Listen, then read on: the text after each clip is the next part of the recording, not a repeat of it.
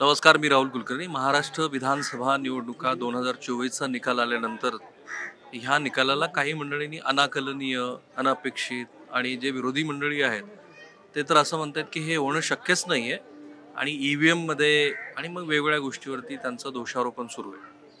पण जेव्हा श्री बाबा आढाव हे महाराष्ट्राला पूजनीय असलेल्या व्यक्तिमत्वापैकी एक, जेव्हा महात्मा फुले वाड्यामध्ये लाक्षणिक पद्धतीचं उपोषण करतात 3 दिवसाचं, तेव्हा मला त्यांच्याशी बोलावं असं वाटतं. पण बाबा असं आहे की लोकशाही व्यवस्थेमध्ये हे काही सरळीकरण नाही आहे. लोकशाही व्यवस्थेमध्ये लोकांचा कौल महत्वाचा आहे. इथे फक्त कल तपासला गेलेला नाही, तर सत्ता ताब्यात देण्याचं आहे. नुसता कल दाखवणं वेगळं. इथे सत्ता ताब्यात मिळते. हे आताच्या निवडणुका आहे केवळ कल दाखवणं आहे. राजकीय सत्ता ताब्यात घ्यायचं आहे. राज्याची सत्ता ताब्यात घेण्यासाठी गोष्ट बोलत आहे आणि त्यांनी ती मिळवलेली आहे एका पक्षाने. आणि ती मिळवलेली असताना ती अपेक्षापेक्षा इतक्या म्हणजे कल्पनेपेक्षाही अगदी वेगळ्या पद्धतीने ती यशस्वी झालेली दिसतात. आणि त्यामागे सरळही नाही असं आम्हाला वाटतं. पण त्याची काही 3-4 कारणं असतील. म्हणजे विरोधी पक्ष आता EVM बद्दल बोलतोय. सुप्रीम कोर्टापर्यंत 40 पिटिशन झाल्या होत्या. परवाच्या पिटिशनमध्ये तर सुप्रीम कोर्टाने सांगितलं की तुम्ही पराभूत होता त्यावेळेला तुम्हाला EVMची आठवण येते.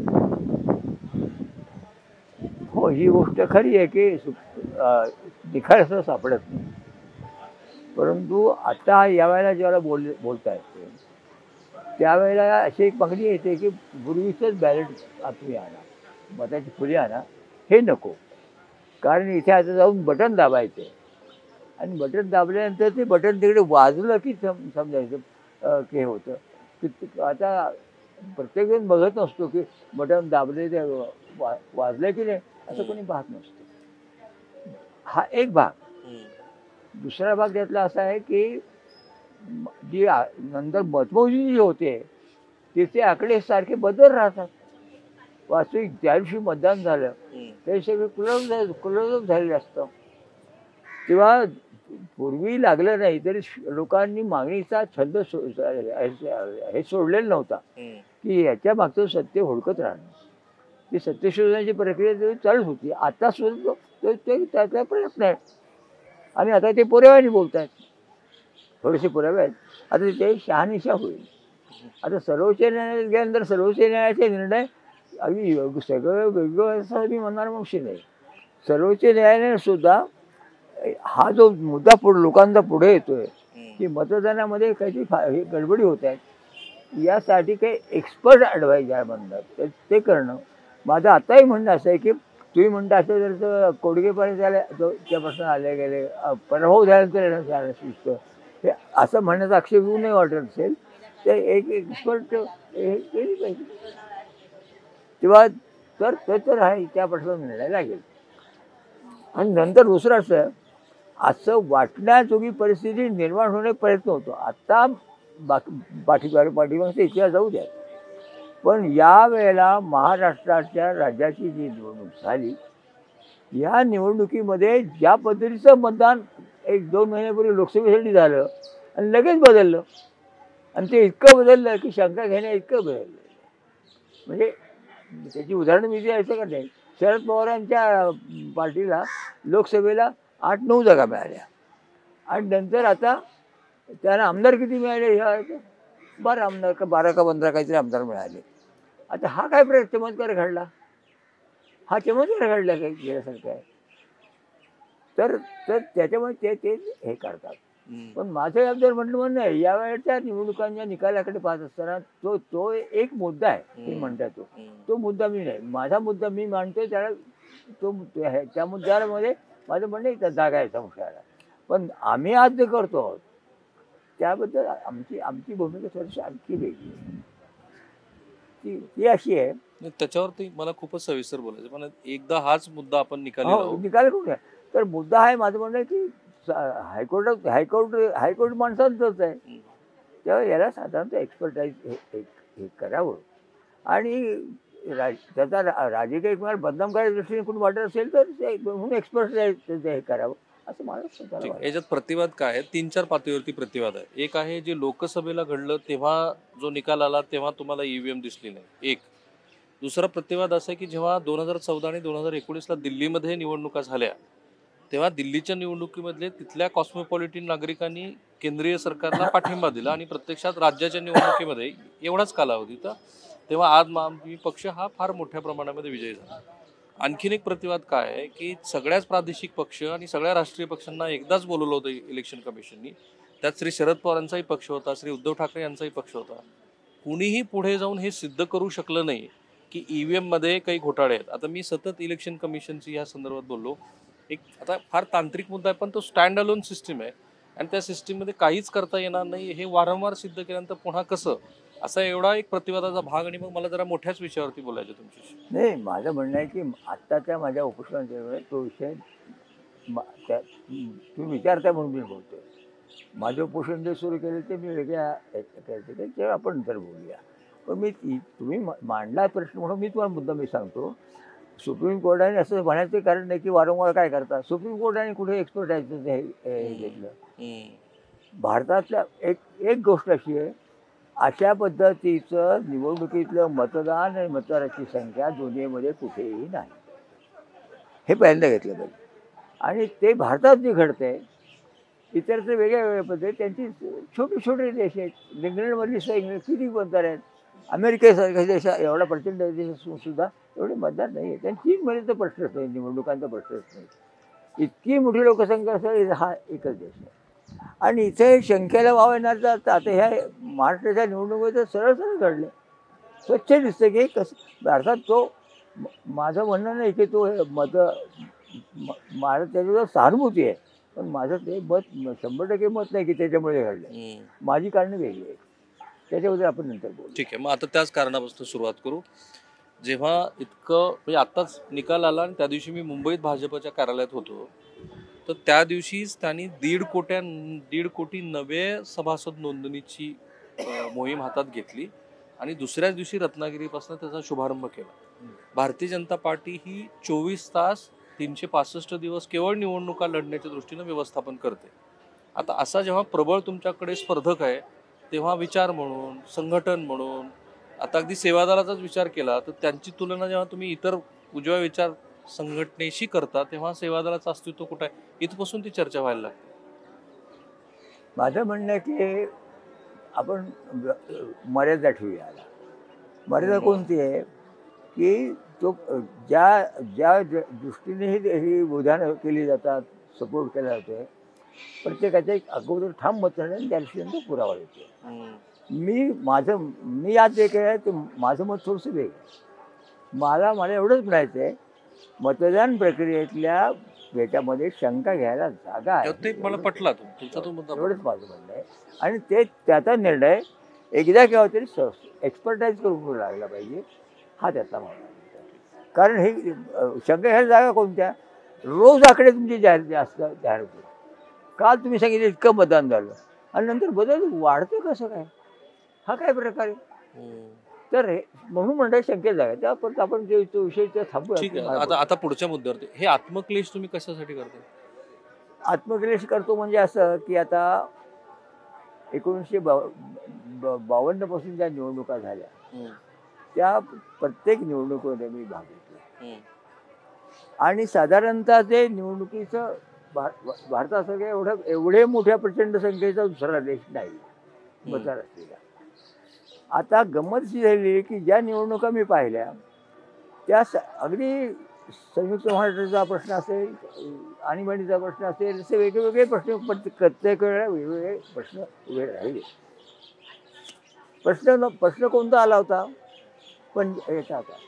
आत्ता काय झालं होतं की आत्ता एक तर निवडणुका ढकल अगदी एकदा झाल्यानंतर प्रश्न असा लक्षात असं आलं की आपण मर्यादा देशाच्या हिस्से करत नाही आहोत. मी आता जे उपोषण केले महाराष्ट्रामध्ये जे नुकत्याच निवडणुका झाल्या त्या निवडणुकांमध्ये झाल्या त्याच्यामुळे मी दिवशी बोलतो. काय झालं महाराष्ट्रामध्ये जी निवडणुका झाल्या या निवडणुकांच्या मध्ये पैशाचा वापर मत विकत घेण्यासाठी का मतांतर हे करण्यासाठी जो झाला तो शासकीय पदवीला झाला. म्हणजे ही तुमची जी भाऊबेटी होती लाडकी ना, बहीण योजना. लाडकी बहीण होती ना, हम्म. आणि मुख्यमंत्री स्वतः विचारतायत आता दिलंय ना विसरू नका म्हणजे काय. आणि नंतर लिहिलंय की विश्वास बसा म्हणून पुढचंही देऊन ठेवतो आम्ही. न्यायालय तर हे व्हायला विश्वास बसायला पाहिजे. कशाचा विश्वास. म्हणजे रोज हे चाललं की मताला पैसे दिले गेले. माझ्यासारख्या वयस्कर नागरिकाला, सुजाण नागरिकाला, मी स्वतःला सुजाण मानतो, मी फार मला असं वाटतं की फार घातक आहे.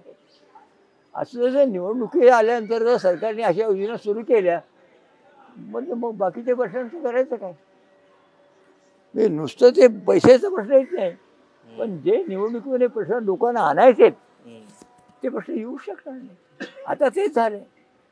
तरुणांच्या बेकारीचा प्रश्न निवडणुकीत येऊ शकला नाही. शेतकऱ्याच्या मालाचा प्रश्न असं का भाव वाढतायत ते चर्चाच नाही. आम्ही निमूटपणे घेतो. मी मंडईच्या मार्केट यार्डात म्हणजे राहतो, काही लोक असतील त्यातले. तसं नवा बदल घडला आणि एकदम सगळं फिरलं की शेतकऱ्याकडे ते डायरेक्ट जाऊन तिथं बांधावर माल घ्यायचा आणि तो बाजारात आणायचा. आणि त्यासाठी तो विकायसाठी जो तिथला दलाल आहे त्या दांडीवर ते हे करायचं, त्याशी त्या दलालाशी करार करायचा, त्याला ते हे द्यायचं. आणि मग मग म्हणजे मग मग काय होतं, मार्केट कमिटीचं काय द्यायचं, काय काय होतं. पण मग जनतेच्या सुज्ञपणाबद्दल आपल्याला काही तुमच्या मनात शंका आहे का आता ह्या निकालानंतर. भारतातील लोकसंख्या लक्षात घेता ग्रामीण, शहरी, जातींचे प्रश्न, छोट्या जातींचे प्रश्न, आदिवासींचे प्रश्न, असे विविध फॅक्टरी आहेत. तेव्हा तुम्ही म्हणता त्याला नकार देता येत नाही आणि होकार स्पष्टपणे होकार देत. आणीबाणीचा नंतरचा जो निकाल आहे तो देशासमोर आहे आता. किंवा 2024ला सुद्धा 400 पार नारा देणाऱ्यांची काय अवस्था झाली ते ह्या देशातल्या नागरिकांनीच केले ना. कुठली 400 पारचा नारा देणारे जे लोक होते होय, त्यांना 230 मध्ये रोखण्याची किमया ह्याच लोकांनी केली. हो. माझं काय म्हणणं आहे, जे जे घडतंय याच्यामध्ये अधिक उणे खूप आहे.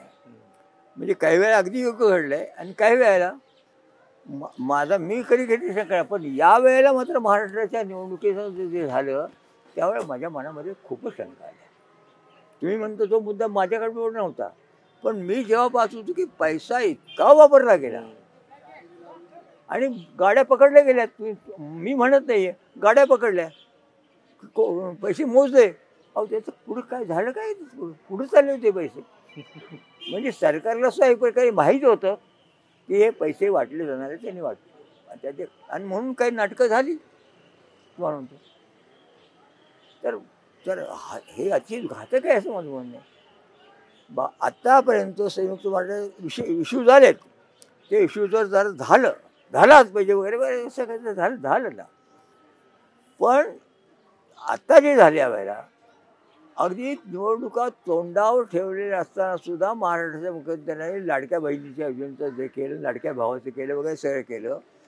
अहो वर्षानुवर्ष मी या क्षेत्रात काम करतोय आणि मी सांगतोय की खेड्यातलं कष्टकरी असू द्यात ना शहरातला असू द्यात, त्याला ओळखपत्र द्या ॲज ए लेबर आणि त्याला पेन्शनची सोय करा.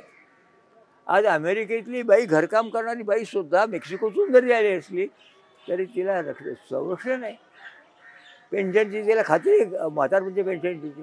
आमच्या पेन्शनच्या कारणाने बोलत. तर तुम्ही सोशल सिक्युरिटी बद्दल बोलता. आता तुम्हाला वेगळ्या विषयावर तुम्ही विचारतो. जेव्हा विरोधी पक्षांनी सुदृढ लोकशाहीमध्ये आपल्याला सतत पराभवाला सामोरे जावं लागतं हे लक्षात आल्यानंतर आणि अत्यंत मोठं आव्हान आपल्या डोळ्यासमोर आहे हे लक्षात आल्यानंतर काही संघटनात्मक बदलापासून सुरुवात करावी असं तुम्हाला नाही का वाटत. वाटतं ना. म्हणजे आज RSSच्या बद्दल जे बोलत होतो मी आणि मला काय सांगायचं आहे, इतिहासामध्ये आणीबाणी होती. माझा सुद्धा विश्वास बसणं किंवा न बसणं याच्यावर पहिली गोष्ट म्हणजे माझा जनतेवर विश्वास आहे ना. आहे ना. मग काय म्हणजे मुद्दा कोणता, आणीबाणीमध्ये आम्ही आत होतो, जेलमध्ये होतो, तिथं संघाची मंडळी सगळी होती आणि ते म्हणतो काही होणार नाही, लोक आता काही नाही, आपल्याला इथेच मारावं लागणार आहे. माहितींच्यासारखा माणूस माणसाशी बोलत होता. पण मी म्हणतो नाही, मी ज्या कष्टकरी लोक आपल्याला सोडवायला शिवाय राहणार नाही. आणि खरं सोडवलं लोकांनी. म्हणजे आणीबाणी विचार लोकांचे मतदान विरोधी केलं, आम्ही सुटलो नाही, बाहेर आलो. त्यानंतर आता ते सत्तेवर आले ना 2 पासून ते आता काय 400 दोन- पारचा नारा पण घेऊन गेले. पण त्यावेळेस- आपला प्रश्न होता तो विरोधी पक्षाचा. नाही, मी सांगतो ना, हं. विरोधी पक्षाची दैना उडालेली आहे. काहीच करत नाही ते. करत नाही असं नाही. मुद्दा असा आहे, त्याला सुद्धा काही कारण आहेत. या देशामध्ये संघाची संघटना RSS ती असं म्हणते की आम्ही राजकारण पडणार नाही, पण राजकीय पक्षात ते मदत करतात. त्यांचा अंब्रेलाच आहे. त्यामुळे स्वच्छपणे ते आहे. आज काँग्रेस पक्षाची जी दैना झाली अत्यंत, ते मला मान्य, माझी ही टीका आहे ना, म्हणून मी कुठल्याही राजकीय पक्षामध्ये आणि पदाधिकारी तीच परिस्थिती महाराष्ट्रातल्या प्रादेशिक पक्षामध्ये पण आहे. राष्ट्रवादी काँग्रेस शरद पवारांचं तशाच पद्धतीनं तीच परिस्थिती उद्धव ठाकरे यांची आहे. त्यांना पक्ष संघटन बांधता आलं ना, पुढचे राजकीय वारसदार तयार केले नाही ना, असं शरद पवारांच्या 6 निवडणुका शिवसेनेचं जाऊ 6 निवडणुका, आणि त्याची वेगळी कारण आहेत. प्रश्न कोणता आलेला आहे की निवडणुका कशा जिंकायच्या, काय जायचं, ते एक आणखी एक वेगळं तंत्र हो, ते तर आहेच की ते बघतोच आहे आता देश सगळा. आपल्याला ते मान्य असो नसो, अजेंडा जो ठेवला होतो किंवा उद्दिष्ट सांगितलं, उद्दिष्ट हे अंतिम असतं, अजेंडा हा तात्पुरता असतो. आता अजेंडा आणि उद्दिष्ट, आता हे लक्षात घेतलं पाहिजे की संघाचं उद्दिष्ट हिंदू राष्ट्र आहे. हिंदू राष्ट्र आहे. प्रश्नच नाही. आणि हिंदू राष्ट्र असताना हिंदुत्वाचं काही सांगण्यापेक्षा मुसलमानाच्या बद्दल सारखं सगळं काहीतरी राहणं. आणि आता मध्ये काहीतरी आलं होतं ना, काही बटेंगे तो कटेंगे. बचेंगे तो कटेंगे, आणि त्यातून जे सुरू झालं आणि नंतर घडतात या गोष्टी सगळ्या, अशी परिस्थिती. तेव्हा हिंदू आज ते सोडलेलं नाही नारा. म्हणजे अजित पवारांच्यासारख्या माणसाला मग जाहीरपणे मंत्र्यांना तरी सांगावं लागतं की मी धर्मनिरपेक्ष मनुष्य आहे, त्यांची हे मला मान्य नाही. कोणाची ते मतासाठीच त्यांना सांगावं लागलं ना. त्यांनी मला नाही असं वाटत. ते ज्या पक्षात वाढलेले आहेत, अजित पवारांच्यावर बाकीचे कुठले आरोप करा, पण ते हिंदुत्ववादी आहेत वगैरे असं मी नाही मानत. ठीक आहे. हिंदुत्वादाचे 2-3 खूप शेड्स आहेत. म्हणजे हिंदू धर्म लोक मानत नाही असं नाही, पण राजकारणामध्ये हिंदुत्वाचा वापर करावा का, याच्याबद्दल दुमत आहे. मी सहमत आहे. म्हणजे अजित पवारांच्या बद्दल तुमचं आकलन कदाचित माझ्यापेक्षा उत्तम आहे. कारण मी त्यांना नंतर इंद्रिस नायकवाडीला त्यांनी उमेदवारी दिली, नवाब मलिकांना सगळा विरोध असून सुद्धा दिला. मी थोडंसं राजकारणाच्या आणि मताच्या अनुषंगाने बघत होतो, पण बरोबर आहे तुमचं, तुम्ही जे आकलन करताय ते. पण माझा प्रश्न असा होता की 2 आपल्याकडे तर पॅराडाईम आहेत. एक उजव्या विचारसरणीचा आहे आणि दुसरा राहुल गांधी यांच्या रूपाने काँग्रेस पक्षाचं नेतृत्व म्हणून आहे. तुम्हाला काही 5-10 गोष्टी वाटतात की ह्यांनी जरा हे केलं तर थोडं आता बरं राहील? कारण तुम्ही आत्मक्लेश करून आणि पत्रकारांनी मुद्दे मांडून काही फारसं यश मिळताना दिसत नाही आपल्याला. नाही, माझं म्हणणं आहे ते तुम्ही तसं म्हणा. मी म्हणतो की माझं छोटं असेल, माझा खालीचा वाटा असेल. नाही, अहो तो फार महत्वाचा आहे. नाही, पण माझं म्हणणं आहे जर ते त्याच्यामध्ये जर काही हे असेल तर आज दिवसभरात मी पाहतो अनेकांना हे लक्षात आलं की हा मुद्दा आहे.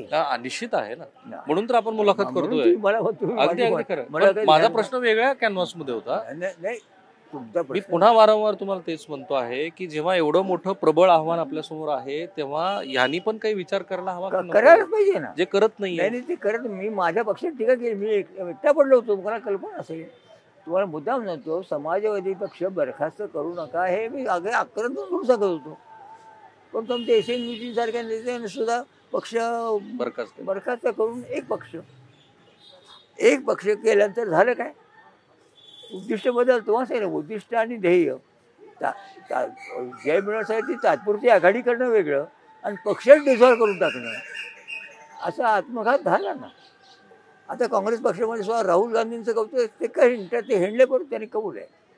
पण मासेशी जी बोलून झाल्यानंतर जे करायला पाहिजे, पुण्यासारख्या शहरामध्ये काय निवडणुकीमध्ये वर्तन घडले, केवढं बंड हे आहे ना, हा रोग आहे. पण RSS सारख्या संघटने त्यांना ते ह्याचा फायदा कशासाठी घेतात? ते त्याचा फायदा घेत आहेत आणि नको त्या संधीसौदूपणा, पैसे वाटप, त्यांना साधन योग आम्हाला मान्य नाही असं RSS खुले सांगते. आम्हाला सगळी ऑप्शन्स ओपन आहे. एकच उद्दिष्ट असल्यामुळे असेल कदाचित. पण आता इथून पुढे भारतीय लोकशाहीची वाटचाल कोणीकडे आहे? आपण शेवटचाच प्रश्न घेऊ. माझं म्हणणे भारतीय लोकशाहीची वाटचाल आणीबाणीचा अनुभव लक्षात घेता लोकांच्या लक्षात आल्यानंतर लोक फार काळ नाही सहन करणार. म्हणजे हा आशावाद आहे. आशावाद आहे म्हणून तर उभं राहिलो, म्हणून तर आलोय. आणि मग सांगितलं, आणि मग उदाहरण सांगितलं मी तुम्हाला की आता नाही, आता आपण सुटका करणार. आम्ही सरसंकट लोकांचं आता काही शक्य मला दिसत नाही, पण झालं. लोकांनी मग सोडवलं. माझा त्याच्यावर विश्वास आहे. म्हणून मी पाहतो की लोकांनी जागृत केल्यानंतर लोकांना लक्षात येऊन लोक स्वतःला नीट करतील. त्यांना विचारतील की तू असं बोल, आता बोल की सत्य बोलले पाहिजे. पण मग ह्या बहुसंख्याक वादाकडे बघायचं कसं? हा जो बहुसंख्याक वाद आता देशाने स्वीकारला तो काय तो कायमचा नाही आहे. तो कोण बहुसंख्यक हिंदू बहुसंख्या आहेत म्हणून स्वीकार असतात. त्याचबरोबर हे मान्य केले, घटनेनेच मान्य केलं ना, सेक्युलर कुणी लादलेलं तर नाही ना. काल परवा म्हणाले की आपल्या देशाची घटना ही सेक्युलर घटनेमध्ये अनेक निवडणुकीच्या अंगाने म्हणतो की आता जवळपास सगळ्याच राजकीय पक्षाची अडचण अशी झाली आहे. हल्ली तर राहुल गांधी सुद्धा अल्पसंख्याकाची भाषा बोलत नाहीत, ते हिंदू मधल्या पिछड्या वर्गाची भाषा बोलतात, कारण बहुसंख्याक वाद सगळ्यालाच मान्य करावा लागला. बहुसंख्यवाद नाही, तो संधी साधूवाद आहे. तुम्ही त्याला एक गुंड समजा, मी नाही, तो संधी साधूवाद आहे. जे don't mean it I tell. म्हणजे कोणाला कोणी काही उत्तर देणं, मी हिंदूच आहे म्हणणं किंवा मी हे करणं, याला काय अर्थ नाही. प्रश्न असा आहे, पण महत्त्वाचा मुद्दा कोणता झाला आहे, RSS सारख्या संघटनेने वाटायला काय कुठल्याही प्रकारे सत्ता हातात घेऊन आता आपण हे करूया, आणि त्यासाठी काय मूल्यांची काय धोरण नसते हरकत नाही, या टोकाला त्यांनी जाणं ह्या माझ्या दृष्टीने सर्वात मोठा धोका आहे. आता विद्यमान परिस्थितीत जे काही निकाल आले त्यानंतर शरद पवारांच्या राजकारणाकडे आणि पुढच्या वाटचालीकडे कसं बघता? ते शतक साजरा करतील असं मी त्यांना शुभेच्छा दिल्यात माझ्या मुलाखतीमध्ये. नाही, तुम्ही दिल्या असतील, परंतु त्यांना धडा मिळाला आहे ना. लोकसभेला 8 का 9 आणि आमदारकीला 10, सर्वात शेवटचा नंबर. त्यांनी सांगावं की हे कसं घडलं. ते समन्वयवाद नाही म्हणणार नाही. त्यांचं असं म्हणणं असतं की विकासाच्या दृष्टिकोनातून कॉर्पोरेट्सला तुम्ही का विरोध करता? तेच म्हणा तुम्ही. त्यात संधी साधूपणाची जोड जास्त आहे असं मला म्हणणं. घराण्याशीचा वापर तोंडाने घराण्याशाही विरुद्ध बोलायचं आणि घराण्याशाहीच वापरायची, हे कसं काय? हे कसं काय? नंतर बदनाम झालेल्या माणसाला परत उभं करायचं, हा काय प्रकार आहे? तेव्हा राजकारण हा काही दोषारोपण हे त्यांच्याही बाजूने कोणत्या खेळणे आयडिओलॉजीचाच प्रश्न आहे. पण त्यांची आयडिओलॉजी आहे का? ते कायम सत्तेचं राजकारण करतात असं म्हणतात. सत्तेचं राजकारण करत असताना सत्तेवर भेद नाही की घटनेतला भारत निर्माण करायचा. घटनेतला भारत निर्माण करण्याची जबाबदारी सर्वांच्यावर आहे. परंतु RSSने करून घेतले, आम्हाला हिंदू राष्ट्राचा, आम्ही हिंदू शब्द घालला नाही, पण आम्हाला राष्ट्र निर्माण करायचं त्यांचं ठरलेलं आहे. बाकी त्यांचं काय प्रश्न हे करायल्यानंतर लक्षात येतं संधी स्वरूपात तुफान निर्माण झालेलं आहे. आणि त्या संधी स्वरूपाला जातीचं मग कधी जोड देणं, कधी धर्माची जोड देणं, कधी लिंगभेदाचा वापर करणं, आणि आता ते संपल्यानंतर पैशाचा जो प्रचंड धुमाकूळ सुरू झालेला आहे, त्याच्यामुळे मी माझ्यासारखा माणूस हादरलेला आहे. अगदी हादरले आहे स्वच्छपणे. पण मलाच वाटतं की माझी स्वच्छ बुद्धी मला गप्प बसू देत नाही. पर्याय काय? जनजागरण. तुम्ही माझी मुलाखत घ्यायला तर तो एक तो महत्वाचा भाग आहे. जनजागरण. आणि भारतात आणीबाणीमुळे माझा जनतेवर विश्वास आहे माझा. मी एकटा लढत होतो, मी सांगतो की जनता आम्हाला सोडवणार, आणि जनतेने सोडवलं. तो अनुभव आहे इतिहासातला. तसं आता जे आता भाऊ भेट वगैरे चालले, तर आता तो वाटणं स्वाभाविक आहे. लोक म्हणतात मिळते ते मिळू द्या, असं काय करता, पण त्याला समजून सांगावं लागतं. समाजवादी मंडळीने तर ह्या योजनेला खूप उचलून धरायला पाहिजे होतं. वेगळ्या कॉन्टेक्स्ट मध्ये म्हटलं. नाही, मी एकटाच पडलो ना. मला मी सांग, तुम्ही त्याच्यावर काही वावड घेऊ नका. मी त्याचा एकटाच राहिलो ना. पण मी पथ्य पाडली, थोडी पत राहिली. कशामुळे? काही पथ्य मी पाडली. आता निवडणुकीला तिकीट मागे हे होणं असेल मांडणं काय, जनता दल मी मान्य केलं नाही. मी माझा खुलासा करत नाही, मी नाही मान्य केलं. आता तो स्वतंत्र आहे. म्हणजे आणीबाणी त्यानंतर तुम्ही ज्या पद्धतीनं राजकारण केलं, आणि आणीबाणीनंतर जो काही उजव्या विचारसरणीचा उगम या देशानं बघितला, तो एक स्वतंत्र चर्चेचा विषय आहे. पण आज आपण तुमच्या आत्मक्लेशाबद्दल बोलतो, आणि तुम्ही जे मुद्दे उपस्थित केलेत हे बऱ्याच जणांच्या मनामधले आहेत, आणि ते तुम्ही उत्तम पद्धतीनं मांडलेत. त्याबद्दल तुमचेही मी आभार करतो. कॅमेरामन निकेतन मानेसह मी राहुल कुलकर्णी, NDTV मराठी, पुणे.